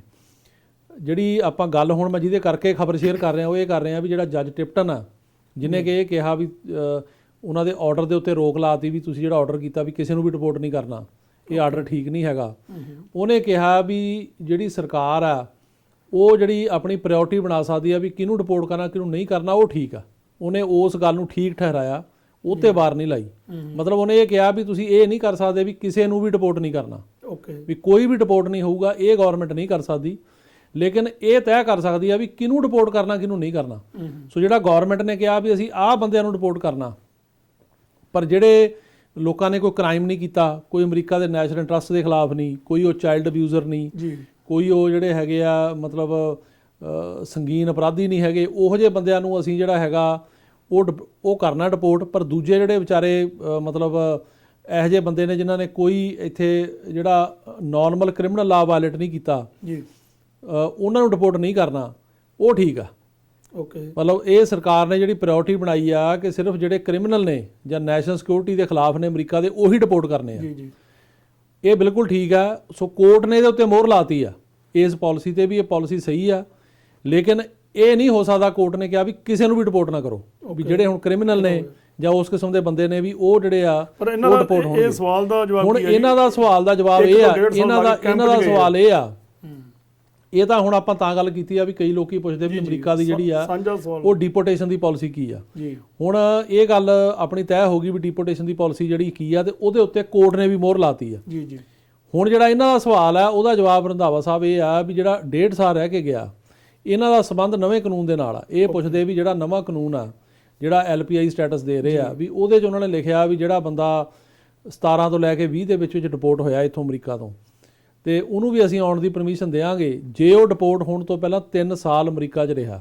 ਇਹ ਹੁਣ ਰਹੇ ਆ 1.5 ਸਾਲ, ਰਾਈਟ? 1.5 ਸਾਲ, ਹਾਂ। ਇਹ ਉਹ 'ਚ ਨਹੀਂ ਆ ਸਕਦੇ। ਜਿਹੜਾ ਬੰਦਾ 3 ਸਾਲ ਰਿਹਾ ਉਹ ਆ ਸਕਦਾ। ਸੋ ਜਿਹੜਾ ਬੰਦਾ 1.5 ਸਾਲ ਰਿਹਾ ਜਾਂ ਸਾਲ ਰਿਹਾ ਜਾਂ 8 ਮਹੀਨੇ ਰਿਹਾ ਉਹ ਨਹੀਂ ਆ ਸਕਦਾ। ਜਿਹੜਾ 3 ਸਾਲ ਰਿਹਾ ਉਹ ਆ ਸਕਦਾ। ਸੋ ਇਹ ਜਵਾਬ ਹੈ ਵੀ ਇਹ ਉਹਦੇ 'ਚ ਨਹੀਂ ਆ ਸਕਦੇ। ਓਕੇ ਜੀ।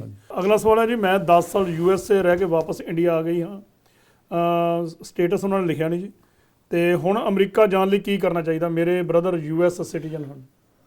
ਦੇਖੋ ਰੰਧਾਵਾ ਸਾਹਿਬ, ਇਹਨਾਂ ਜਿਹੜੇ ਬ੍ਰਦਰ ਹੈਗੇ ਆ ਉਹ ਪਟੀਸ਼ਨ ਕਰ ਦੇਣ ਇਹਨਾਂ ਦੀ ਉਹੀ F4 ਬਹੁਤ ਲੰਬਾ ਕੈਟਾਗਰੀ ਆ, ਕੰਮ ਆ। ਪਰ ਉਹ ਲੰਬਾ ਟਾਈਮ ਅੱਜ ਕੱਲ੍ਹ ਤਾਂ 15 ਸਾਲ ਲੱਗ ਰਹੇ, ਸ਼ਾਇਦ ਗਾਂ ਨੂੰ ਘਟ ਜਾਣ, ਜੀ ਹੋਰ ਕੋਈ ਤਰੀਕਾ ਨਹੀਂ ਹੈ। ਓਕੇ, ਅਗਲਾ ਸਵਾਲ ਸਾਡੇ ਦਰਸ਼ਕ ਲਿਖ ਰਹੇ ਆ ਜੀ, ਮੇਰਾ ਅਸੈਲਮ ਕੇਸ 2016 ਦਾ ਪੈਂਡਿੰਗ ਹੈ, ਕੀ ਨਵੇਂ ਬਿੱਲ ਅਨੁਸਾਰ ਕੋਈ ਕਨਵਰਟ ਹੋ ਸਕਦਾ ਕਿਸੇ ਤਰੀਕੇ ਨਾਲ ਜਾਂ ਕੁਝ? ਨਹੀਂ ਉਹ ਤਾਂ ਹੋ ਹੀ ਸਕਦਾ, ਕਿਉਂਕਿ ਦੇਖੋ ਜਿਹੜਾ ਨਵਾਂ ਲਾ ਜੇ ਬਣਿਆ ਨਹੀਂ, ਪਹਿਲੀ ਗੱਲ ਤਾਂ ਮੈਂ ਸਾਰੇ ਜਿਹੜੇ ਹੈਗੇ ਸਰੋਤਿਆਂ ਨੂੰ ਇਹ ਬੇਨਤੀ ਕਰਦਾ ਵੀ ਇਹ ਲਾ ਜੇ ਬਿੱਲ ਪੇਸ਼ ਹੋਇਆ, ਅਜੇ ਕਾਨੂੰਨ ਬਣਿਆ ਨਹੀਂ ਜੀ। ਸੋ ਇਸ ਕਰਕੇ ਅਜੇ ਇਹ ਨਾ ਸਮਝੋ ਵੀ ਲਾ ਬਣ ਗਿਆ ਤਾਂ ਮੇਰਾ 'ਚ ਕਿੱਦਾਂ ਆਊਗਾ, ਮੈਂ ਅਪਲਾਈ ਕਰ ਸਕਦਾ ਕਿ ਨਹੀਂ ਕਰ ਸਕਦਾ, ਅਜੇ ਲਾ ਨਹੀਂ ਬਣਿਆ। ਲੇਕਿਨ ਜਿਹੜਾ ਬਿੱਲ ਪੇਸ਼ ਹੋਇਆ ਉਹਦੇ ਵਿੱਚ ਇਹ ਆ ਕਿ ਜੇ ਕੋਈ ਬੰਦਾ ਅਸੈਲਮ ਗਰਾਂਟਡ ਨਹੀਂ ਹੈਗਾ, ਮਤਲਬ ਜਿਹਦਾ ਪਾਸ ਹੋ ਗਿਆ ਅਸੈਲਮ ਕੇਸ, ਜੀ ਉਹ ਬੰਦਾ ਇਹਦੇ ਅੰਡਰ ਬੈਨੀਫਿਟ ਨਹੀਂ ਲੈ ਸਕਦਾ। ਲੇਕਿਨ ਜਿਹਦਾ ਚੱਲਦਾ ਕੇਸ, ਜਿਵੇਂ ਇਹ ਕਹਿੰਦੇ ਮੇਰਾ ਫਾਈਲ ਹੋਇਆ ਅਜੇ ਤੱਕ ਡੇਟ ਨਹੀਂ ਆਈ, ਠੀਕ ਆ, ਅਪਲਾਈ ਹੋਇਆ ਜਾਂ ਕਿਸੇ ਦੀ ਡੇਟ ਹੋ ਸਕਦਾ ਆ ਵੀ ਗਈ ਹੋਵੇ ਤੇ ਕਿਸੇ ਦਾ ਕੋਰਟ ਚੱਲ ਰਿਹਾ ਜੇ ਡੇਟ ਅਗਲੇ ਸਾਲ ਪਈ ਆ, ਸੋ ਜਿਨ੍ਹਾਂ ਦੇ ਚੱਲਦੇ ਆ ਕੇਸ ਉਹ ਸਾਰੇ ਦੇ ਸਾਰੇ ਇਹ 'ਚ ਸ਼ਾਮਲ ਹੋਣਗੇ। ਪਰ ਜਿਨ੍ਹਾਂ ਦੇ ਪਾਸ ਹੋ ਗਏ, ਅਸੈਲਮ ਅਪਰੂਵ ਹੋ ਗਿਆ, ਉਹ ਨਹੀਂ ਹੋਣਗੇ, ਕਿਉਂਕਿ ਉਹ ਅਸੈਲਮ ਤੇ ਗ੍ਰੀਨ ਕਾਰਡ ਲੈ ਸਕਦੇ ਆ। ਸੋ ਇਹਨਾਂ ਦਾ ਜਵਾਬ ਇਹ ਆ ਵੀ ਇਹ ਕਿਉਂਕਿ ਇਹਨਾਂ ਦਾ ਕੇਸ ਪੈਂਡਿੰਗ ਆ, ਇਹ ਜੇ ਉਹ ਲਾ ਬਣਿਆ ਤਾਂ ਉਹਦੇ 'ਚ ਆ ਸਕਦੇ ਆ, ਪਰ ਅਜੇ ਲਾ ਨਹੀਂ ਬਣਿਆ। ਤੇ ਜਦੋਂ ਫਾਈਨਲ ਬਣੂਗਾ ਉਹ 'ਚ ਪਤਾ ਲੱਗੂਗਾ ਵੀ ਉਹ ਕਿਹਨੂੰ ਪਾਉਂਦੇ ਆ, ਕਿਹਨੂੰ ਕੱਢਦੇ ਆ, ਹੋ ਸਕਦਾ ਇਹਦੇ ਵਿੱਚ ਵੀ ਕੋਈ ਚੇਂਜ ਕਰ ਦੇਣ। ਓਕੇ, ਅਗਲੇ ਦਰਸ਼ਕ ਲਿਖਦੇ ਆ ਜੀ, ਮੇਰੀ ਡਾਟਰ 12 ਸਾਲ ਦੀ ਹੈ ਤੇ US 'ਚ ਪੜ੍ਹ ਰਹੀ ਹੈ, ਇੱਥੋਂ ਹੀ ਪਹਿਲੀ ਕਲਾਸ ਤੋਂ ਇੱਥੇ ਪੜ੍ਹੀ ਹੈ, ਪਰ ਸਾਡੇ ਕੋਲ ਕੋਈ ਡਾਕੂਮੈਂਟ ਨਹੀਂ ਆ, ਕੀ ਕੇਸ ਲੱਗ ਸਕਦਾ ਨਵੇਂ ਬਿੱਲ ਅਨੁਸਾਰ? ਨਵੇਂ ਬਿੱਲ ਦੇਖੋ, ਪਹਿਲੀ ਗੱਲ ਤਾਂ ਨਵਾਂ ਬਿੱਲ ਅਜੇ ਪਾਸ ਨਹੀਂ ਹੋਇਆ, ਸੋ ਇਸ ਕਰਕੇ ਅਜੇ ਨਵੇਂ ਬਿੱਲ ਦੇ ਦਾਦਾ ਜਦੋਂ ਪਾਸ ਹੋਊ ਉਦੋਂ ਪਤਾ ਲੱਗੂਗਾ। ਪਰ ਫਿਲਹਾਲ ਇਹ ਆ ਵੀ ਇਹ ਡਿਟੇਲ ਦੇ ਵਿੱਚ ਗੱਲ ਕਰਨ ਲਈ ਮੇਰੇ ਨਾਲ ਮੇਰੇ ਸੈੱਲ ਫੋਨ ਤੇ ਗੱਲ ਕਰ ਲੈਣ 9179154142, ਉੱਤੇ ਮੈਂ ਡਿਟੇਲ ਦੱਸ ਦੂੰਗਾ ਜੀ। ਪਰ ਨਵੇਂ ਬਿੱਲ ਦੇ ਵਿੱਚ ਤਾਂ ਇਹੀ ਆ ਕਿ ਜਿਹੜਾ ਬੰਦਾ ਇੱਥੇ ਜਨਵਰੀ 1 2021 ਤੋਂ ਪਹਿਲਾਂ ਰਹਿ ਰਿਹਾ, ਉਹਨੇ ਕੋਈ ਕ੍ਰਾਈਮ ਨਹੀਂ ਕੀਤਾ ਤੇ ਉਹ ਬੰਦਾ ਕੇਸ ਲਾ ਸਕਦਾ। ਜਿਹੜਾ ਗ੍ਰੀਨ ਕਾਰਡ ਹੋਲਡਰ ਨਹੀਂ ਜਾਂ ਜਿਹਦਾ ਅਸੈਲਮ ਪਾਸ ਨਹੀਂ ਹੋਇਆ, ਠੀਕ ਹੈ ਨਾ, ਉਹ ਸਾਰੇ ਲਾ ਸਕਦੇ ਆ। ਤੇ ਇਹ ਤਾਂ ਹੁਣ ਜਦੋਂ ਪਾਸ ਹੋਊਗਾ ਉਸ ਤੋਂ ਬਾਅਦ ਆ, ਪਰ ਜੇ ਉਸ ਤੋਂ ਪਹਿਲਾਂ ਵੀ ਕੋਈ ਆਪਸ਼ਨ ਹੋਈ ਤਾਂ ਮੈਨੂੰ ਫੋਨ ਕਰ ਲੈਣ, ਮੈਂ ਦੱਸ ਦੂੰਗਾ। ਓਕੇ, ਅਸੈਲਮ ਕੇਸ ਦੇ ਵਰਕ ਪਰਮਿਟ ਮਿਲ ਗਿਆ, ਕੀ ਅਸੀਂ ਆਪਣੀ ਫੈਮਿਲੀ ਬੁਲਾ ਸਕਦੇ ਹਾਂ? ਨਹੀਂ, ਅਸੈਲਮ ਦਾ ਜਦੋਂ ਕੇਸ ਪਾਸ ਹੁੰਦਾ ਉਸ ਤੋਂ ਬਾਅਦ ਤੁਸੀਂ ਸੈਲਰੀ ਰਿਲੇਟਿਵ ਪਟੀਸ਼ਨ ਕਰਕੇ ਆਪਣੇ ਵਾਈਫ ਤੇ ਹਸਬੈਂਡ ਤੇ 21 ਸਾਲ ਤੋਂ ਘੱਟ ਬੱਚਿਆਂ ਨੂੰ ਬੁਲਾ ਸਕਦੇ ਹੋ, ਪਰ ਜਿੰਨੀ ਦੇਰ ਪਾਸ ਨਹੀਂ ਹੁੰਦਾ ਉਨੀ ਦੇਰ ਨਹੀਂ ਬੁਲਾ ਸਕਦੇ। ਸਾਡੇ ਅਗਲੇ ਦਰਸ਼ਕ ਲਿਖਦੇ ਆ ਜੀ, ਜੇ ਹਸਬੈਂਡ ਵਾਈਫ ਬਾਰਡਰ ਟੱਪ ਕੇ ਆਉਂਦੇ ਆ ਤਾਂ ਕੀ ਜਿਹੜਾ ਬੌਂਡ ਭਰਿਆ ਜਾਂਦਾ ਇਹ ਦੋਵਾਂ ਨੂੰ ਭਰਨਾ ਪਊਗਾ ਕਿ ਇੱਕ ਜਣੇ ਨੂੰ? ਇਹ ਹੁੰਦਾ ਤਾਂ ਫੈਮਿਲੀ ਨੂੰ ਜਾਂ ਸਾਰੀ ਨੂੰ, ਪਰ ਅੱਡ ਵੀ ਰੱਖ ਸਕਦੀ ਹੈ ਸਰਕਾਰ। ਸੋ ਇਸ ਕਰਕੇ ਹਾਂ, ਉਹਨਾਂ ਦੀ ਮਰਜ਼ੀ ਹੈ ਜਾਂ ਆਈਸ ਵਾਲਿਆਂ ਦੀ ਮਰਜ਼ੀ ਹੈ, ਪਰ ਕਈ ਕੇਸਾਂ ਦਾ ਬੌਂਡ ਰੱਖਦੇ ਵੀ ਨਹੀਂ, ਉਹ ਉਦਾਂ ਹੀ ਛੱਡ ਦਿੰਦੇ ਸੁਪਰਵਿਜ਼ਨ ਤੇ। ਓਕੇ, ਤੇ ਪਰ ਅੱਜ ਕੱਲ੍ਹ ਇਹਨਾਂ ਨੇ ਪਾਲਿਸੀ ਬਣਾਈ ਆ ਇਹ ਸਰਕਾਰ ਨੇ ਵੀ ਫੈਮਿਲੀ ਨੂੰ ਸੈਪਰੇਟ ਨਹੀਂ ਕਰਨਾ, ਵੀ ਬੱਚਿਆਂ ਨੂੰ ਮਾਂ-ਬਾਪ ਤੋਂ ਅੱਡ ਨਹੀਂ ਕਰਨਾ, ਤੇ ਉਹਦੇ ਕਰਕੇ ਥੋੜੀ ਜਿਹੀ ਨਰਮੀ ਹੈਗੀ ਆ। ਪਰ ਜਿਹੜੀ ਪਿਛਲੀ ਸਰਕਾਰ ਸੀ ਟਰੰਪ ਦੀ, ਉਹਦੇ ਵੇਲੇ ਤਾਂ ਬੱਚੇ ਮਾਂ-ਬਾਪ ਸਾਰੇ ਅੱਡ-ਅੱਡ ਕਰਕੇ ਤੇ ਉਹਨਾਂ ਨੂੰ ਯਾਨੀ ਕਿ ਮਾਂ-ਬਾਪ ਨੂੰ ਕਿਹਨੂੰ ਡਿਪੋਰਟ ਕਰਤਾ। ਅੱਜ ਹੀ ਖਬਰ ਆਈ ਹੈ ਰੰਧਾਵਾ ਸਾਹਿਬ ਕਿ 1000 ਤੋਂ ਉੱਤੇ ਇਹੋ ਜਿਹੇ ਬੱਚੇ ਨੇ ਜਿਹੜੇ ਮਾਂ-ਬਾਪ ਤੋਂ ਅੱਡ ਕੀਤੇ ਗਏ ਜੀ, ਤੇ ਉਹਨਾਂ ਵਿੱਚੋਂ ਹੁਣ ਤੱਕ ਸਿਰਫ 123 ਬੱਚੇ ਲੱਭੇ ਆ, ਮਤਲਬ ਉਹਨਾਂ ਦੇ ਪੇਰੈਂਟਸ ਲੱਭੇ ਆ 123 ਬੱਚਿਆਂ ਦੇ, ਬਾਕੀ ਦੇ ਪੇਰੈਂਟ ਹੀ ਨਹੀਂ ਪਤਾ ਕਿੱਥੇ ਆ। ਹਾਂ, ਤੇ ਇਸ ਕਰਕੇ ਉਹ ਬੱਚੇ ਇੱਕ ਤਾਂ ਆਪ ਛੋਟੇ, ਉਹਨਾਂ ਨੂੰ ਆਪ ਨਹੀਂ ਪਤਾ ਵੀ ਕਿੱਥੋਂ ਆਏ ਕਿੱਥੋਂ ਨਹੀਂ ਆਏ। ਸੋ ਦੇਖ ਲਓ 1000 ਚੋਂ 123 ਬੱਚਿਆਂ ਦੇ ਪੇਰੈਂਟ ਦਾ ਪਤਾ ਲੱਗਿਆ। ਸੋ ਲੇਕਿਨ ਇਹ ਜਿਹੜੀ ਹੁਣ ਦੀ ਸਰਕਾਰ ਹੈ, ਇਹ ਇਦਾਂ ਦੀ ਪਾਲਿਸੀ ਨਹੀਂ ਇਹਨਾਂ ਦੀ, ਇਹ ਹੈਗੀ ਵੀ ਸਾਰੇ ਜਿਹੜੇ ਆ ਉਹ ਮਤਲਬ ਇਕੱਠੇ ਰਹਿਣ, ਬੱਚਿਆਂ ਨੂੰ ਅੱਡ ਨਹੀਂ। ਬਹੁਤ ਅੱਛਾ ਜੀ। ਅਗਲੇ ਦਰਸ਼ਕ ਸਾਡੇ ਲਿਖਦੇ ਆ ਜੀ, ਜੇ ਕਿਸੇ ਦਾ ਕੇਸ ਲੱਗਿਆ ਹੋਵੇ ਤੇ ਵਰਕ ਪਰਮਿਟ 'ਚ ਕੋਈ ਗਲਤੀ ਹੋ ਜਾਵੇ ਤੇ ਕੀ ਅਸੀਂ ਉਹ ਜਿਹੜੀਆਂ ਗਲਤੀਆਂ ਠੀਕ ਕਰਵਾ ਸਕਦੇ ਬਾਅਦ 'ਚ? ਹਾਂ, ਗਲਤੀਆਂ ਠੀਕ ਹੋ ਜਾਂਦੀਆਂ। ਉਹਦੇ ਵਾਸਤੇ ਗਲਤੀ ਜਿਵੇਂ ਫੈਕਰੋ ਹੁਣ ਕਿਸੇ ਦੀ ਡੇਟ ਆਫ ਬਰਥ ਦੀ ਹੈਗੀ ਆ ਤਾਂ ਬਰਥ ਸਰਟੀਫਿਕੇਟ ਵਗੈਰਾ ਦੇਣਾ ਪੈਂਦਾ, ਜਾਂ ਹੋਰ ਸਕੂਲ ਸਰਟੀਫਿਕੇਟ ਜਾਂ ਪਾਸਪੋਰਟ ਦੀ ਕਾਪੀ, ਉਹਦਾ ਪ੍ਰੂਫ ਕਈਆਂ ਦੇ ਨਾਂ ਦੀ ਹੁੰਦੀ ਆ, ਉਹ ਸਾਰੀਆਂ ਠੀਕ ਹੋ ਜਾਂਦੀਆਂ। ਜੀ। F3 ਵੀਜ਼ਾ ਨੂੰ ਆਮ ਤੌਰ ਤੇ ਕਿੰਨਾ ਕੁ ਟਾਈਮ ਲੱਗਦਾ? ਇਹਨੂੰ ਤਕਰੀਬਨ ਬੈਨ ਤੋਂ ਪਹਿਲਾਂ ਮਤਲਬ 9 ਤੋਂ 10 ਸਾਲ ਲੱਗ ਰਹੇ ਸੀ ਜੀ, ਪਰ ਹੁਣ ਦੇਖਦੇ ਹਾਂ ਹੁਣ ਸ਼ੁਰੂ ਹੋਣਗੀਆਂ ਕੈਟੇਗਰੀਆਂ ਮਾਰਚ ਤੋਂ। ਓਕੇ, ਅਗਲੇ ਵੀ ਜਾਣਕਾਰੀ ਦੇਵਾਂਗੇ ਜਿਹੜਾ ਮਾਰਚ ਤੋਂ ਕਿੰਨਾ ਕੁ ਸ਼ੁਰੂ ਹੋਇਆ ਕੰਮ ਤੇਜ਼। ਸਾਡੇ ਅਗਲੇ ਦਰਸ਼ਕ ਲਿਖਦੇ ਆ ਜੀ, ਮੇਰੇ ਫਾਦਰ ਨੇ USA ਤੋਂ ਮੇਰਾ F2A ਅਪਲਾਈ ਕੀਤਾ ਸੀ, ਅੰਬੈਸੀ ਤੋਂ ਲੈਟਰ ਆਈ ਤੇ ਫੀਸ ਭਰਨ ਲਈ ਉਹ ਭਰ ਦਿੱਤੀ, ਹੁਣ ਸਾਨੂੰ ਲੈਟਰ ਆਈ ਹੈ ਕਿ ਤੁਹਾਡੀ ਕੈਟਾਗਰੀ ਜਿਹੜੀ ਬਦਲ ਕੇ F2B ਕਰ ਦਿੱਤੀ ਗਈ ਹੈ। ਇਸ ਤਰ੍ਹਾਂ ਸੀ ਵੀ ਜਦੋਂ ਇਹਨਾਂ ਦਾ ਅਪਲਾਈ ਕੀਤਾ ਇਹਨਾਂ ਦੀ ਉਮਰ 21 ਸਾਲ ਤੋਂ ਘੱਟ ਹੋਣੀ ਹੈ, ਇਹ ਫਿਰ ਚੱਲਦੇ 21 ਤੋਂ ਉੱਪਰ ਹੋ ਗਏ, ਉਹ ਉਹਨਾਂ ਨੇ ਚੇਂਜ ਕਰਤੀ। ਜੇ ਤਾਂ ਸਿਟੀਜ਼ਨ ਹੋਵੇ ਪੇਰੈਂਟ ਫਿਰ ਉਹ ਫਰੀਜ਼ ਹੋ ਜਾਂਦੀ ਆ, ਮਤਲਬ ਜਿਹੜਾ ਸਿਟੀਜ਼ਨ ਹੈ ਨਾ ਉਹਦਾ ਬੱਚਾ ਜੇ 21 ਸਾਲ ਤੋਂ ਘੱਟ ਦੀ ਉਮਰ ਦਾ ਵੀ ਹੋਵੇ, ਓਕੇ ਓਕੇ ਜੇ ਉਹ 21 ਤੋਂ ਉੱਪਰ ਵੀ ਹੋ ਗਿਆ ਤਾਂ ਉਹ ਘੱਟ ਹੀ ਗਿਣਿਆ ਜਾਂਦਾ। ਓਕੇ। ਲੇਕਿਨ ਗ੍ਰੀਨ ਕਾਰਡ ਹੋਲਡਰ ਨੂੰ ਇਹ ਜਿਹੜੀ ਪ੍ਰੋਟੈਕਸ਼ਨ ਐਕਸਟੈਂਡਡ ਨਹੀਂ ਹੈਗੀ। ਸੋ ਇਹਨਾਂ ਦਾ ਮਤਲਬ ਫਾਦਰ ਹੋ ਸਕਦਾ ਗ੍ਰੀਨ ਕਾਰਡ ਹੋਲਡਰ ਹੋਣ। ਸੋ ਜੇ ਗ੍ਰੀਨ ਕਾਰਡ ਹੋਲਡਰ ਕਰਦਾ ਤੇ 21 ਤੋਂ ਉੱਪਰ ਹੋ ਗਏ ਤਾਂ ਉਹਦੀ ਕੈਟਾਗਰੀ ਆ ਉਹ ਓਵਰ 21 ਅਨਮੈਰਿਡ ਦੀ ਹੋਗੀ ਗ੍ਰੀਨ ਕਾਰਡ ਦੀ, ਉਹਨੂੰ ਟਾਈਮ ਲੱਗੂਗਾ। ਓਕੇ ਜੀ। ਅਗਲੇ ਸਾਡੇ ਦਰਸ਼ਕ ਜਿਹੜੇ ਉਹ ਲਿਖ ਰਹੇ ਆ ਜੀ, ਸਾਡੇ ਕੋਲ ਵਰਕ ਪਰਮਿਟ ਆ, ਟੈਕਸ ਵੀ ਪੇ ਕਰਦੇ ਆ, 15 ਤੋਂ 20 ਸਾਲ ਤੋਂ ਇੱਥੇ ਰਹਿ ਰਹੇ ਆ, ਪਰ ਸਟੇਟਸ ਕੋਈ ਨਹੀਂ, ਕੀ ਸਾਡਾ ਕੁਝ ਬਣੂਗਾ ਨਵੇਂ ਬਿੱਲ ਅਨੁਸਾਰ? ਹਾਂਜੀ, ਨਵੇਂ ਬਿੱਲ ਅਨੁਸਾਰ ਉਹਦੇ ਤਾਂ ਇਹੀ ਆ ਵੀ ਜਿਹੜਾ ਜਨਵਰੀ 1 2021 ਤੋਂ ਪਹਿਲਾਂ ਆਇਆ ਕੋਈ ਵੀ ਤੇ ਉਹਨਾਂ ਨੇ ਕੋਈ ਕ੍ਰਾਈਮ ਵਗੈਰਾ ਨਹੀਂ ਕੀਤੇ, ਇੱਥੇ ਰਹਿ ਰਹੇ ਆ, ਉਹ ਆ ਜਾਣਗੇ। ਬਾਕੀ ਇਹਨਾਂ ਨੂੰ ਇਹ ਅਪਰੂਵ ਕਰਨਾ ਪਊ ਵੀ ਇਹਨਾਂ ਦੀ ਜਿਹੜੀ ਰੈਜ਼ੀਡੈਂਸੀ ਇੱਥੇ ਵੀ ਰਹੇ ਆ ਇੰਨੀ ਦੇਰ ਤੋਂ, ਤੇ ਬਾਕੀ ਤੋਂ ਬਣੇਗਾ ਲਾ ਉਸ ਤੋਂ ਬਾਅਦ ਦੱਸਾਂਗੇ ਵੀ ਕੀ ਕੀ ਉਹਦੇ 'ਚ ਮੇਨ ਸ਼ਰਤਾਂ ਹੋਣਗੀਆਂ। ਅਜੇ ਵੇਟ ਕਰਨ, ਪਰ ਜਿਹੜਾ ਰੱਖਿਆ ਬਿੱਲ ਪ੍ਰਪੋਜ਼ ਕੀਤਾ ਉਹਦੇ 'ਚ ਆਉਂਦੇ ਆ ਇਹ। ਠੀਕ ਹੈ ਜੀ। ਸਾਡੇ ਅਗਲੇ ਦਰਸ਼ਕ ਲਿਖਦੇ ਆ ਜੀ, ਸਾਡਾ ਕੇਸ ਜਿਹੜਾ ਸਰਕਟ ਹਾਊਸ ਵਿੱਚ ਚੱਲਦਾ ਸੀ, ਆਈਸ ਨੇ ਸਾਨੂੰ ਡਿਪੋਰਟ ਕਰ ਦਿੱਤਾ ਸੀ, ਕੀ ਅਸੀਂ ਨਵੇਂ ਬਿੱਲ ਅਨੁਸਾਰ ਵਾਪਸ ਆ ਸਕਦੇ ਹਾਂ? ਇਹਨਾਂ ਦਾ ਕੇਸ ਜਿਹੜਾ ਉਹ ਕਿਸੇ ਨਾ ਕਿਸੇ ਸਰਕਟ ਕੋਰਟ ਚੱਲਦਾ ਹੋਣਾ। ਅਮਰੀਕਾ ਦੇ ਵਿੱਚ ਅੱਡ ਜਿਹੜੇ ਹੈਗੇ ਸਰਕਟ ਕੋਰਟਾਂ ਨੇ ਜੀ, ਜਿਵੇਂ ਕੈਲੀਫੋਰਨੀਆ ਜਿਹੜੀ ਹੈਗੀ, ਐਰੀਜ਼ੋਨਾ ਤੇ ਆਪਣਾ ਸਿਆਟਲ, ਵਾਸ਼ਿੰਗਟਨ, ਓਰੇਗਨ, ਇਹਨਾਂ ਜਿਹੜੀਆਂ ਸਟੇਟਾਂ ਦਾ ਇੱਕ ਸਰਕਟ ਆ 9 ਸਰਕਟ। ਨਿਊਯਾਰਕ ਵੱਲ ਦਾ 2nd ਸਰਕਟ ਆ, ਫਿਰ ਇੱਕ 3rd ਸਰਕਟ ਆ ਨਿਊ ਜਰਸੀ ਦਾ। ਇੱਦਾਂ ਹੀ ਜਿਹੜਾ ਹੈਗਾ 5th ਸਰਕਟ ਆ, 11th ਆ। ਸੋ ਜਿਹੜੀ ਵੀ ਇਹਨਾਂ ਦਾ ਜਿਹੜੀ ਸਟੇਟ 'ਚ ਇਹ ਜੇਲ੍ਹ 'ਚ ਸੀ, ਕੈਂਪ 'ਚ, ਉਹ ਜਿਹੜਾ ਸਰਕਟ ਪੈਂਦਾ। ਓਕੇ। ਸੋ ਉਹ ਜਿਹੜੀ ਸਰਕਟ ਕੋਰਟ 'ਚੋਂ ਫੇਲ ਹੋ ਗਿਆ, ਉਹਨਾਂ ਡਿਪੋਰਟ ਕਰਤਾ। ਹੁਣ ਸਵਾਲ ਉਹੀ ਜਿਹੜਾ ਪਹਿਲਾਂ ਪੁੱਛਿਆ ਸੀ, ਜਿਹੜੇ ਪਹਿਲੇ ਮਤਲਬ ਜਿਹੜਾ ਹੈਗਾ ਸਵਾਲ ਵਾਲੇ ਨੇ ਜੀ ਜੀ, ਉਹ ਇਹ ਸੀਗਾ ਕਿ ਅਸੀਂ ਕਿੰਨੀ ਦੇਰ ਰਹੇ ਹਾਂ। ਹੁਣ ਜੇ ਤਾਂ ਇਹ ਰਹੇ ਨੇ 3 ਸਾਲ ਤੋਂ ਜ਼ਿਆਦਾ ਡਿਪੋਰਟ ਹੋਣ ਤੋਂ ਪਹਿਲਾਂ, ਓਕੇ, ਫਿਰ ਇਹ ਆ ਸਕਦੇ ਆ। ਪਰ ਜੇ ਇਹ ਡਿਪੋਰਟ ਹੋਣ ਤੋਂ ਪਹਿਲਾਂ 3 ਸਾਲ ਨਹੀਂ ਰਹੇ, 1.5 ਸਾਲ ਰਹੇ ਆ, ਸਾਲ ਰਹੇ, 8 ਮਹੀਨੇ ਰਹੇ ਆ, 2 ਸਾਲ ਰਹੇ ਆ, ਫਿਰ ਇਹ ਨਹੀਂ ਆ ਸਕਦੇ। Okay okay. ਸਾਡੇ ਅਗਲੇ ਦਰਸ਼ਕ ਲਿਖਦੇ ਆ ਜੀ, ਸਟੂਡੈਂਟ ਵੀਜ਼ੇ ਬਾਰੇ, ਪੋਸਟ ਸਟੱਡੀ ਬਾਰੇ ਦੱਸੋ ਕਿ ਉਸ ਤੋਂ ਬਾਅਦ ਅਸੀਂ ਕਿਵੇਂ ਪੱਕੇ ਹੋ ਸਕਦੇ ਹਾਂ?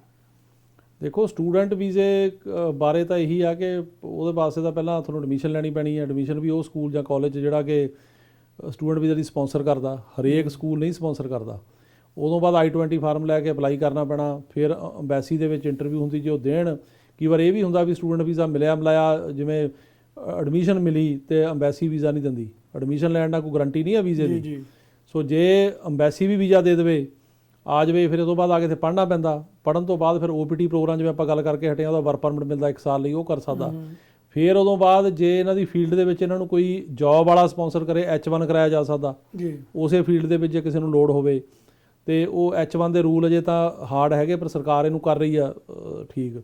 ਬਾਕੀ ਹੋਰ ਆਪਸ਼ਨਸ ਹੈਗੀਆਂ ਕਈਆਂ ਦੀਆਂ, ਜਿਵੇਂ ਕਈ ਬੰਦੇ ਇੱਥੇ ਆਉਂਦੇ, ਉਹਨਾਂ ਦੇ ਫਿਰ US ਸਿਟੀਜ਼ਨ ਨਾਲ ਵਿਆਹ ਹੋ ਜਾਂਦੇ। ਜੇ ਲੀਗਲ ਐਂਟਰੀ ਹੋਵੇ ਤੇ ਬੰਦਾ ਸਿਟੀਜ਼ਨ ਨਾਲ ਵਿਆਹ ਕਰਾ ਲਵੇ, ਇੱਥੇ ਮਤਲਬ ਇੱਥੇ ਪੱਕਾ ਹੋ ਸਕਦਾ ਜੀ ਜੀ। ਅਗਲਾ ਸਵਾਲ ਹੈ ਜੀ, ਅਕਤੂਬਰ 24 ਨੂੰ ਆਪਣੇ ਭਰਾ ਦੀ ਪਟੀਸ਼ਨ ਕੀਤੀ ਸੀ, ਸਿਰਫ ਸਾਨੂੰ ਰਿਸੀਵਡ ਲੈਟਰ ਆਈ ਆ ਤੇ ਅਪਰੂਵਲ ਲੈਟਰ ਨਹੀਂ ਆਈ।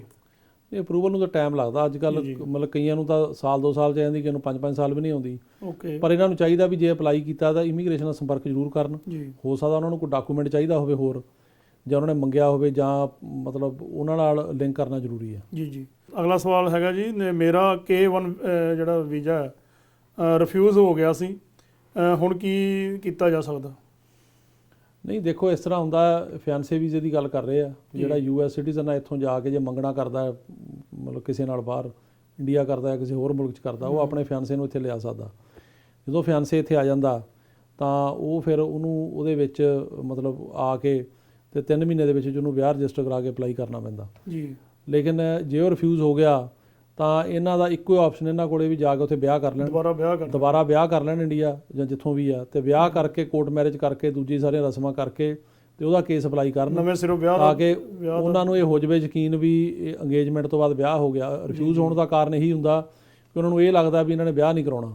ਸੋ ਵਿਆਹ ਕਰ ਲੈਣਗੇ ਤਾਂ ਫਿਰ ਦੁਬਾਰਾ ਪਟੀਸ਼ਨ ਕਰ ਸਕਦੇ ਆ। ਉਹਦਾ ਕੋਈ K ਵੀਜ਼ੇ ਰਿਫਿਊਜ਼ ਹੋਣ ਨਾਲ ਉਹ ਪਟੀਸ਼ਨ ਤੇ ਮਾੜਾ ਅਸਰ ਨਹੀਂ ਪੈਂਦਾ। ਹਾਂਜੀ। ਇਹ ਅਗਲੇ ਸਾਡੇ ਦਰਸ਼ਕ ਲਿਖ ਰਹੇ, ਜਿਹੜਾ ਪਹਿਲਾਂ 100 ਦਿਨ ਦਾ ਸਟੇ ਲਾਇਆ ਸੀ ਤੇ ਬਾਈਡਨ ਪ੍ਰੈਜ਼ੀਡੈਂਟ ਵੱਲੋਂ ਉਸ ਦੀ ਕੀ ਅਪਡੇਟ, ਉਹ ਆਪਾਂ ਆਲਰੇਡੀ ਦੱਸ ਚੁੱਕੇ ਹਾਂ ਉਹਦੇ ਬਾਰੇ। ਹਾਂਜੀ, ਹੁਣ ਦੇਖੋ, ਇਹ ਇਹਨਾਂ ਨੇ ਕੁਐਸਚਨ ਪੁੱਛਿਆ, ਮੈਨੂੰ ਹੋਰ ਸਵਾਲ ਵੀ ਸੀ ਜਿਹਦੇ ਬਾਰੇ ਮੈਂ ਪਹਿਲਾਂ ਸ਼ੁਰੂ 'ਚ ਗੱਲ ਕੀਤੀ ਆ ਜੀ ਜੀ, ਕਿ ਮੈਂ ਫੇਰ ਰਿਪੀਟ ਕਰ ਦਿੰਦਾ ਕਿ ਜਿਹੜਾ 100 ਦਿਨ ਦਾ ਬਾਈਡਨ ਨੇ ਮਤਲਬ ਸਟੇ ਲਾਈ ਸੀ ਡੈਪੂਟੇਸ਼ਨ ਤੇ ਜੀ, ਉਹਦੇ 'ਚ ਟੈਕਸਸ ਸਟੇਟ ਨੇ ਦੇ ਅਟਰਨੀ ਜਨਰਲ ਨੇ ਉੱਥੇ ਕੇਸ ਕੀਤਾ ਡਿਸਟ੍ਰਿਕਟ ਕੋਰਟ ਦੇ ਵਿੱਚ ਜੀ। ਉੱਥੇ ਜੱਜ ਟਿਪਟਨ ਜਿਹੜੇ ਕਿ ਅਪੁਆਇੰਟੀ ਸੀਗੇ ਪ੍ਰੈਜ਼ੀਡੈਂਟ ਟਰੰਪ ਦੇ, ਉਹਨਾਂ ਨੇ ਸਟੇ ਕਰਤਾ ਇੱਥੇ। ਉਹਨੇ ਕਹਿਤਾ ਕਿ ਇਹ ਜਿਹੜੀ ਸਟੇ ਹੈਗੀ ਆ ਇਹ ਇਸ ਕਰਕੇ ਦਿੱਤੀ ਜਾਂਦੀ ਆ ਕਿ ਅਮਰੀਕਾ ਦਾ ਸੰਵਿਧਾਨ ਇਹ ਨਹੀਂ ਕਹਿੰਦਾ ਵੀ ਕਿਸੇ ਨੂੰ ਵੀ ਡਿਪੋਰਟ ਨਹੀਂ ਕਰਨਾ, ਵੀ ਜਿਹੜੀ ਸਰਕਾਰ ਆ ਉਹ ਇਹ ਪਾਲਿਸੀ ਨਹੀਂ ਬਣਾ ਸਕਦੀ। ਉਹਨਾਂ ਨੇ ਸਟੇ ਲਾਤੀ। ਹੁਣ ਉਸ ਤੋਂ ਬਾਅਦ ਕੀ ਕੀਤਾ, ਗੌਰਮੈਂਟ ਨੇ ਇਹ ਕਹਿਤਾ ਵੀ ਅਸੀਂ ਕਿਹਨੂੰ ਡਿਪੋਰਟ ਕਰਨਾ ਕਿਹਨੂੰ ਨਹੀਂ ਕਰਨਾ। ਉਹਨਾਂ ਨੇ ਆਪਣੀ ਪਾਲਿਸੀ ਜਾਰੀ ਕਰਤੀ ਪਿਛਲੇ ਹਫ਼ਤੇ ਕਿ ਅਸੀਂ ਸਿਰਫ ਜਿਹੜੇ ਬੰਦੇ ਅਮਰੀਕਾ ਦੇ ਨੈਸ਼ਨਲ ਇੰਟਰਸਟ ਦੇ ਖਿਲਾਫ ਨੇ ਜਾਂ ਜਿਹੜੇ ਬੰਦਿਆਂ ਨੇ ਸੰਗੀਨ ਜਿਹੜੇ ਜੁਰਮ ਕੀਤੇ ਨੇ ਉਹ ਬੰਦੇ ਅਸੀਂ ਇੱਥੋਂ ਡਿਪੋਰਟ ਕਰਨੇ ਆ, ਲੇਕਿਨ ਜਿਹੜੇ ਬੰਦਿਆਂ ਨੇ ਸਿਰਫ ਡੈਪੋਟੇਸ਼ਨ ਹੀ ਲੱਗੀ ਹੈ, ਕੋਈ ਕ੍ਰਾਈਮ ਨਹੀਂ ਕੀਤਾ, ਕੁਛ ਨਹੀਂ, ਉਹਨਾਂ ਨੂੰ ਨਹੀਂ ਕਰਨਾ ਜੀ।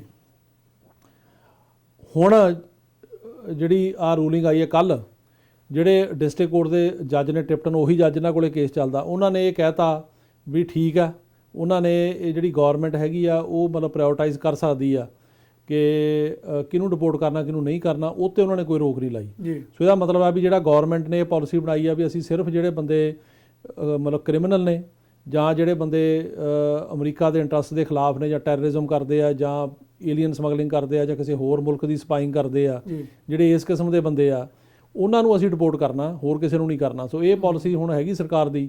ਤੇ ਹੁਣ ਇਹ ਆ ਵੀ ਜਿਹੜਾ ਆਮ ਬੰਦਾ ਜੀ ਤੇ ਡਿਪੋਰਟੇਸ਼ਨ ਲੱਗੀ ਆ, ਆਰਾਮ ਨਾਲ ਰਹਿ ਰਿਹਾ, ਕੋਈ ਉਹਨੇ ਮਾੜਾ ਚੰਗਾ ਕਿਸੇ ਗੱਲ 'ਚ ਨਹੀਂ ਆਇਆ, ਕ੍ਰਾਈਮ ਨਹੀਂ ਕੀਤਾ, ਉਹ ਬੰਦਾ ਜੇ ਫਿਲਹਾਲ ਡਿਪੋਰਟ ਨਹੀਂ ਹੋਏਗਾ, ਉਹ ਸੇਫ ਆ। ਲੇਕਿਨ ਟਰੰਪ ਵੇਲੇ ਨਾਲ ਬਹੁਤ ਫਰਕ ਆ। ਟਰੰਪ ਵੇਲੇ ਤਾਂ ਸੀਗਾ ਵੀ ਜਿਹੜਾ ਵੀ ਕਾਬੂ ਆ ਗਿਆ, ਜੇ ਡੈਪੋਟੇਸ਼ਨ ਲੱਗੀ ਹੈ ਤੈਨੂੰ ਬਾਹਰ ਭੇਜ ਦਿਓ, ਤਾਂ ਉਹਦੇ ਕਰਕੇ ਹੁਣ ਥੋੜ੍ਹੀ ਜਿਹੀ ਰਾਹਤ ਮਿਲੇਗੀ ਉਹਨਾਂ ਨੂੰ। ਜੀ ਬਹੁਤ ਅੱਛਾ ਜੀ। ਅਗਲੇ ਸਾਡੇ ਦਰਸ਼ਕ ਲਿਖਦੇ ਆ ਜੀ, EB-5 ਬਾਰੇ ਦੱਸੋ, ਕੀ ਇਨਵੈਸਟਮੈਂਟ ਕੀਤੀ ਰਕਮ ਵਾਪਸ ਮਿਲਦੀ ਹੈ? ਨਹੀਂ, EB-5 ਦੀ ਜਿਹੜੀ ਇਨਵੈਸਟਮੈਂਟ ਤੁਸੀਂ ਕੀਤੀ ਆ ਉਹ ਕੰਟਰੈਕਟ ਕਰਨਾ ਪੈਂਦਾ ਉਹ ਕੰਪਨੀ ਨਾਲ ਜਿਹਦੇ ਵਿੱਚ ਇਨਵੈਸਟਮੈਂਟ ਕਰਨੀ ਆ। ਉਹ 5 ਸਾਲਾਂ ਬਾਅਦ ਤੁਹਾਨੂੰ ਜੇ ਉਹ ਕੰਟਰੈਕਟ 'ਚ ਲਿਖਿਆ ਤਾਂ ਫਿਰ ਉਹ ਰਕਮ ਦੇ ਦਿੰਦੇ ਆ, ਪਰ ਆਮ ਤੌਰ 'ਤੇ ਕੋਈ ਵਿਆਜ ਨਹੀਂ ਦਿੰਦੇ ਉਹਦਾ। ਅਦਰਵਾਈਜ਼ ਆਪਣਾ ਬਿਜ਼ਨਸ ਵੇਚ ਵੀ ਸਕਦੇ ਹੋ, ਹਾਂ, ਪੈਸੇ ਉਹਦੇ ਪੂਰੇ ਹੋ ਸਕਦੇ ਆ। ਤੇ ਅਗਲਾ ਸਵਾਲ ਸਾਨੂੰ ਪੁੱਛ ਰਹੇ ਸਾਡੇ ਦਰਸ਼ਕ ਕਿ ਹੋਲਡਿੰਗ ਆਫ ਰਿਮੂਵਲ ਕੀ ਹੁੰਦੀ ਹੈ? ਨਹੀਂ, ਵਿਦਹੋਲਡਿੰਗ ਆਫ ਰਿਮੂਵਲ ਇੱਕ ਰੈਮਡੀ ਹੁੰਦੀ ਆ ਕਿ ਜੇ ਕਿਸੇ ਨੂੰ ਅਸੈਲਮ ਲਈ ਐਲੀਜੀਬਲ ਨਾ ਹੋਵੇ, ਜਿਵੇਂ 1 ਸਾਲ ਤੋਂ ਉੱਤੇ ਹੋ ਗਿਆ ਅਸੈਲਮ ਆਏ ਨੂੰ, ਜਿਵੇਂ ਕਿਸੇ ਨੇ ਅਸੈਲਮ ਐਂਟਰੀ ਤੋਂ ਸਾਲ ਤੋਂ ਬਾਅਦ ਕੀਤਾ, ਜਿਵੇਂ ਕੋਈ ਬੰਦਾ ਫਰਜ਼ ਕਰੋ 2018 'ਚ ਆਇਆ, ਉਹਨੂੰ ਅਸੈਲਮ 19 'ਚ ਕਰਨਾ ਪੈਣਾ ਸੀ ਸਾਲ ਦੇ ਵਿੱਚ, ਅਤੇ ਉਹਨੇ ਕੀਤਾ ਜਾ ਕੇ 21 'ਚ ਜਾਂ 20 'ਚ, ਸਾਲ ਤੋਂ ਉੱਪਰ ਹੋ ਗਿਆ, ਉਹਨੂੰ ਅਸੈਲਮ ਨਹੀਂ ਮਿਲ ਸਕਦਾ। ਲੇਕਿਨ ਜਦੋਂ ਕੋਈ ਗਰਾਊਂਡ ਉਹਦੇ ਕੋਲ ਹੈਗੇ ਆ ਵੀ ਉਹਨੂੰ ਕੋਈ ਪਰਸੀਕਿਊਸ਼ਨ ਹੋਈ ਆ ਜਾਂ ਅਸੈਲਮ ਦੇ ਲਾ ਥੱਲੇ ਉਹ ਕੁਆਲੀਫਾਈਡ ਆ, ਤਾਂ ਉਹ ਬੰਦੇ ਵਿਦਹੋਲਡਿੰਗ ਆਫ ਰਿਮੂਵਲ ਮਿਲ ਜਾਂਦੀ ਆ। ਵਿਦਹੋਲਡਿੰਗ ਆਫ ਰਿਮੂਵਲ ਦੇ ਅੰਡਰ ਉਹ ਬੰਦਾ ਅਮਰੀਕਾ 'ਚ ਰਹਿ ਸਕਦਾ, ਇੱਥੇ ਕੰਮ ਕਰ ਸਕਦਾ, ਇੱਕ ਤਾਂ ਉਹ ਕੰਟਰੀ ਆਊਟ ਨਹੀਂ ਕਰ ਸਕਦਾ, ਇੱਕ ਉਹਨੂੰ ਗ੍ਰੀਨ ਕਾਰਡ ਨਹੀਂ ਮਿਲਦਾ, ਇੱਕ ਉਹ ਆਪਣੇ ਬੱਚੇ ਨਹੀਂ ਬੁਲਾ ਸਕਦਾ, ਸਿਰਫ ਰਹਿ ਕੇ ਕੰਮ ਕਰ ਸਕਦਾ। ਇਹ ਆ ਰਿਲੀਫ। ਅਗਲੇ ਦਰਸ਼ਕ ਸਾਨੂੰ ਪੁੱਛ ਰਹੇ ਜੀ ਕਿ ਅਸੀਂ US 'ਚ ਟੂਰਿਸਟ ਵੀਜ਼ੇ 'ਤੇ ਆਏ ਸੀ, ਓਵਰਸਟੇ ਹੋ ਗਿਆ ਅਤੇ ਵਾਪਸ ਚਲੇ ਗਏ, ਕੀ ਹੁਣ ਅਸੀਂ ਵਾਪਸ ਆ ਸਕਦੇ ਹਾਂ US? ਇਹਦੇ ਬਾਰੇ ਕੋਈ ਕਲੀਅਰ ਨਹੀਂ ਕਿਹਾ ਜਾ ਸਕਦਾ। ਜੇ ਤਾਂ ਓਵਰਸਟੇ ਕਰੋਨਾ ਕਰਕੇ ਹੋਇਆ ਫਿਰ ਤਾਂ ਹੋ ਸਕਦਾ ਵੀ ਅਲਾਓ ਕਰ ਦੇਣ, ਪਰ ਜੇ ਉੱਦਾਂ ਹੋਇਆ ਫਿਰ ਹੋ ਸਕਦਾ ਐਂਟਰੀ ਨਾ ਦੇਣ, ਕਿਉਂਕਿ ਓਵਰਸਟੇ ਨੂੰ ਬੜਾ ਸੀਰੀਅਸ ਸਮਝਦੇ ਆ। ਅਤੇ ਓਵਰਸਟੇ ਤੋਂ ਬਾਅਦ ਜਦੋਂ ਕੋਈ ਬੰਦਾ ਆਉਂਦਾ ਤਾਂ ਇਹਨਾਂ ਨੂੰ ਇਹ ਲੱਗਦਾ ਵੀ ਇਹ ਮਤਲਬ ਸੀਰੀਅਸ ਵਿਜ਼ਟਰ ਨਹੀਂ ਹੈਗਾ। ਸੋ ਇਸ ਕਰਕੇ ਇਹਦੇ 'ਚ ਆਪਾਂ ਨਹੀਂ ਕਹਿ ਸਕਦੇ ਵੀ ਇਹਨਾਂ ਨੂੰ ਐਂਟਰੀ ਮਿਲੂਗੀ। ਹਾਂਜੀ। ਅਤੇ ਟੂਰਿਸਟ ਵੀਜ਼ਾ ਬਾਰੇ ਕੀ ਅਪਡੇਟ ਹੈ ਜੀ? ਟੂਰਿਸਟ ਵੀਜ਼ੇ ਬਾਰੇ ਅਪਡੇਟ ਆਏ ਤਾਂ ਕਦੇ ਵੀ ਬੈਨ ਨਹੀਂ ਸੀ ਲੱਗਿਆ, ਅਤੇ ਹੁਣ ਤਾਂ ਬੈਨ ਖੁੱਲ੍ਹ ਗਿਆ ਜਿਵੇਂ ਆਪਾਂ ਦੱਸ ਕੇ ਹਟੇ ਹਾਂ। ਸੋ ਜਦੋਂ ਮਤਲਬ ਹੁਣ ਕਰੋਨਾ ਦੇ ਥੋੜ੍ਹੇ ਜਿਹੇ ਠੀਕ ਹੁੰਦੇ ਆ ਹਾਲਾਤ, ਅਤੇ ਅੰਬੈਸੀ ਦੇ ਵਿੱਚ ਅਪਲਾਈ ਕਰ ਸਕਦੇ ਆ ਅਮਰੀਕਨ ਅੰਬੈਸੀ ਵੀਜ਼ਾ ਲੈਣ ਲਈ। ਗਰੰਟੀ ਇਹਦੀ ਕੋਈ ਹੁੰਦੀ ਨਹੀਂ ਵੀ ਮਿਲੇ, ਪਰ ਟਰਾਈ ਕੀਤੀ ਜਾ ਸਕਦੀ ਆ ਕਿ ਮਿਲ ਜਾਵੇ। ਜਿਨ੍ਹਾਂ ਨੂੰ ਆਲਰੇਡੀ ਮਿਲਿਆ ਹੋਇਆ ਹੈਗਾ ਉਹ ਆ ਸਕਦੇ ਆ, ਅਤੇ ਉਹ 'ਚ ਕੋਈ ਜਿਹੜੀ ਪਾਬੰਦੀ ਨਹੀਂ ਹੈਗੀ। ਪਰ ਹੁਣ ਉਹ ਜਦੋਂ ਹੁਣ ਕਰੋਨਾ ਕਰਕੇ ਥੋੜ੍ਹੀ ਓਪਨਿੰਗ ਹੋਊਗੀ ਫਿਰ ਪਤਾ ਲੱਗੂਗਾ ਵੀ ਕਿਸ ਕਿਸਮ ਦੇ ਵੀਜ਼ੇ ਇਸ਼ੂ ਹੋ ਰਹੇ ਆ। ਜੀ ਬਹੁਤ ਅੱਛੇ ਜੀ, ਬਹੁਤ ਤੁਹਾਡਾ ਧੰਨਵਾਦ। ਦੋਸਤੋ, ਇਹ ਸੀ ਜਿਹੜੇ ਇਮੀਗ੍ਰੇਸ਼ਨ ਸੰਬੰਧੀ ਸਵਾਲ ਜਿਹੜੇ ਤੁਸੀਂ ਪੁੱਛੇ ਸੀ। ਸਾਨੂੰ YouTube ਚੈਨਲ ਰਾਹੀਂ ਤੁਸੀਂ ਇਹ ਸਵਾਲ ਜਿਹੜੇ ਆ ਉਹ ਪੁੱਛਦੇ ਹੋ।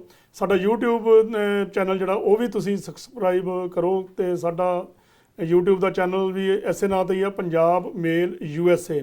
ਅਤੇ ਹੋਰ ਵੀ ਸਾਡੇ ਸੋਸ਼ਲ ਮੀਡੀਆ ਜਿੰਨੇ ਵੀ ਹੈਗੇ ਆ ਉਹਨਾਂ 'ਤੇ ਸਾਨੂੰ ਤੁਸੀਂ ਸਬਸਕ੍ਰਾਈਬ ਕਰਕੇ ਸਾਡੇ ਤੋਂ ਸਵਾਲ ਪੁੱਛ ਸਕਦੇ ਹੋ। ਅਸੀਂ Sardar Jaspreet Singh attorney at law ਤੋਂ ਉਹਨਾਂ ਦਾ ਜਵਾਬ ਲੈ ਕੇ ਤੁਹਾਡੇ ਤੱਕ ਪਹੁੰਚਾਉਣ ਦੀ ਕੋਸ਼ਿਸ਼ ਕਰਦੇ ਹਾਂ।